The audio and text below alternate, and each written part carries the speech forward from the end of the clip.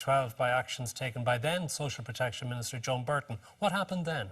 Well, ironically, under Joan Burton's watch, women were made worse off because she brought in a rule of changing banding and how averages were brought in to work out the contributory entitlement to an old age pension.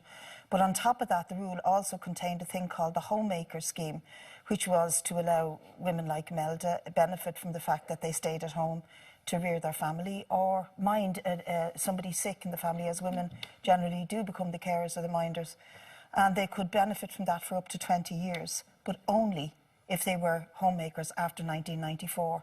So you now have a tranche of women reaching the age of 65, 66, applying for the pension and discovering that when they reared their families in the 70s and 80s, they're being penalised for that. The averaging out of the contributions from the time they started working, let's say you start working at the age of 17, which many women of that generation did, the first stamp they paid up to the last stamp they paid when they retired in 2017, the contributions were averaged out over the 20 years that they may have spent at home.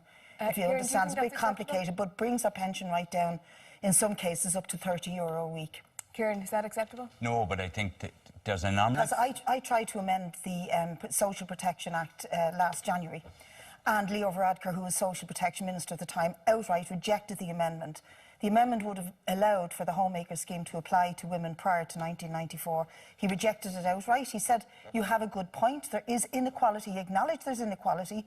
And my understanding of inequality under on the case of gender is that it's actually illegal. And what he said to me at the time was, I put in an amendment, he rejected that. I had another amendment that said, conduct a review of this within the next 3 months. He further amended that to say, I'll have the review done in 6 months. That's 10 months ago, nearly 11 months ago. Micheál Collins, before you come back here, I've got to bring Micheál Collins in. So they don't take it serious. Sorry, well, let's meet Micheál Collins in. You have a lot of change. You're in government. You've been in government since 2011. I've brought it up many times, and I'll be pushing. You ought to be ashamed of yourselves because you are deliberately discriminating against women. With due respect, why aren't the independents making more of this?